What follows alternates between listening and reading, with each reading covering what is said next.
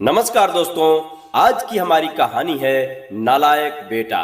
जी हाँ दोस्तों, एक बाप बेटे की ऐसी इमोशनल कहानी जो निश्चित रूप से आपकी आंखों में आंसू भर देंगे। दोस्तों, इस दुनिया में एक ऐसा बेटा जो प्रेम भाव से परिपूर्ण है, दया से उसका हृदय भरा हुआ है और दूसरों के प्रति संवेदनशील भी है और अपने कर्तव्यों का बखूबी निर्वहन करता है, तो वह इस नए जमाने में सबसे बड़ा नालायक बेटा है। मैं ऐसा क्यों कह रहा हूं, इस कहानी को सुनने के बाद आपको स्पष्ट हो जाएगा। इस कहानी को पूरा सुनने के बाद यदि आपकी आंखों में आंसू छलक आए तो समझ लेना कि आपके अंदर भी एक नालायक बेटा है।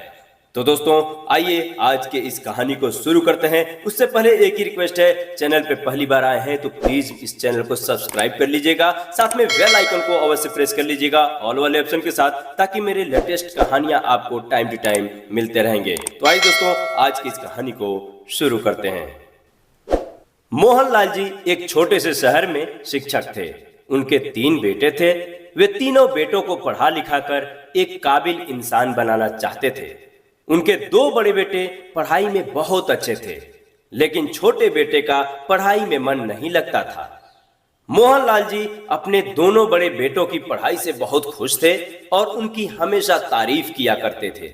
वहीं छोटे बेटे को नालायक और निकम्मा कहकर हमेशा डांटते रहते थे।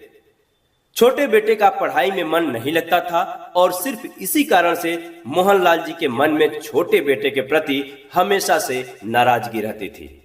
एक दिन मोहनलाल जी अपने तीनों बेटों के साथ शाम को खाना खा रहे थे। खाना खाते समय ही पढ़ाई के रिजल्ट को लेकर चर्चा हो रही थी। दोनों बड़े बेटों का रिजल्ट बहुत ही अच्छा था, लेकिन छोटे बेटे का रिजल्ट हमेशा से ही खराब रहता था। बातों ही बातों में मोहनलाल जी अपने छोटे बेटे को डांटने लगे। कहने लगे कि इतनी मेहनत करके मैं एक एक पैसा जुटाकर तुम्हारी पढ़ाई में लगाता हूँ, ताकि तू पढ़ लिख कर एक अच्छी नौकरी हासिल कर सके, लेकिन तू इतना बड़ा नालायक है कि बार बार कहने और समझाने के बाद भी तुम्हारा मन पढ़ाई में नहीं लगता। तू देख अपने बड़े भाइयों को, कितनी मेहनत से पढ़ाई करके अब वह अपनी जिंदगी के एक मुकाम पर पहुंच जाएंगे, एक अच्छी जिंदगी जिएंगे, और तू, अरे नालायक, आखिर तू चाहता क्या है? बहुत ही विनम्रता से दबे आवाज में छोटे बेटे ने कहा कि पिताजी, मेरा पढ़ाई में मन नहीं लगता, मुझे कोई बिजनेस करा दीजिए। छोटे बेटे की बात सुनकर मोहनलाल जी क्रोध से भर गए और अपना आपा खो बैठे। अपने सामने रखी खाने की थाली को फेंकते हुए अपनी जगह पर खड़े हो गए और अपने छोटे बेटे की गाल पर जोरदार थप्पड़ जड़ते हुए बोले, नालायक, पढ़ाई तो तुमसे हो नहीं रही, बिजनेस करने की बात करता है। अभी इसी वक्त घर से निकल जा, तू गांव में ही जाकर रह। तुझ जैसे नालायक बेटे को शहर में नहीं, गांव में ही जाकर रहना चाहिए। निकल जा नालायक कहीं का। पिता की डांट सुनकर छोटे बेटे की आंखें भर गईं। सामने रखी खाने की थाली को हाथ भी नहीं लगा सका और बिना खाना खाए उसी रात में शहर को छोड़कर अपने गांव की तरफ चल पड़ा। समय बीतता गया। मोहनलाल के दोनों बड़े बेटे अपनी अच्छी पढ़ाई की बदौलत अपने मुकाम पर पहुंच गए। बड़ा बेटा अमेरिका में डॉक्टर तो दूसरा बेटा सॉफ्टवेयर इंजीनियर बन गया। दूसरी तरफ मोहनलाल जी का नालायक बेटा गांव पर पूरी मेहनत से खेतीबाड़ी करने लगा। समय का पहिया घूमता गया। अब शहर के घर में सिर्फ मोहनलाल जी और उनकी पत्नी ही रह गए थे। दोनों का बुढ़ापा भी हावी हो रहा था। मोहनलाल जी के रिटायर हुए भी कई वर्ष बीत चुके थे। छोटी मोटी बीमारियां भी होती थीं तो वे खुद ही अपना इलाज करा लेते थे, क्योंकि उनके दोनों काबिल बेटे बाहर थे और तीसरा तो नालायक ही था जो गांव में रहता था। उस नालायक बेटे से तो अब उन्हें कोई उम्मीद ही नहीं थी। समय बीतता गया और एक दिन मोहनलाल जी के पत्नी का एक्सीडेंट हो गया। इस मुसीबत की घड़ी में 3 बेटों के होने के बावजूद मोहनलाल जी अकेले थे। किसी तरह से पत्नी को अस्पताल में एडमिट कराया। डॉक्टर ने मरीज की हालत बहुत नाजुक बताते हुए कहा कि 2-3 दिनों में ही ऑपरेशन करना पड़ेगा, अन्यथा इन्हें बचाना मुश्किल है। डॉक्टर की बात सुनकर मोहनलाल जी घबरा गए और अपने दोनों काबिल बेटों को बारी बारी से फोन करने लगे।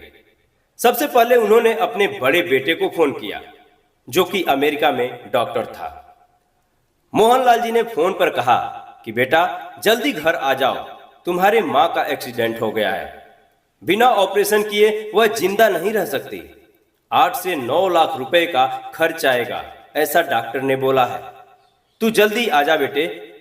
उस डॉक्टर बेटे ने जवाब दिया, पिताजी मुझे एक अवार्ड के लिए चुना गया है और इस कार्यक्रम में मेरा रहना बहुत जरूरी है, अन्यथा मेरी तरक्की रुक जाएगी।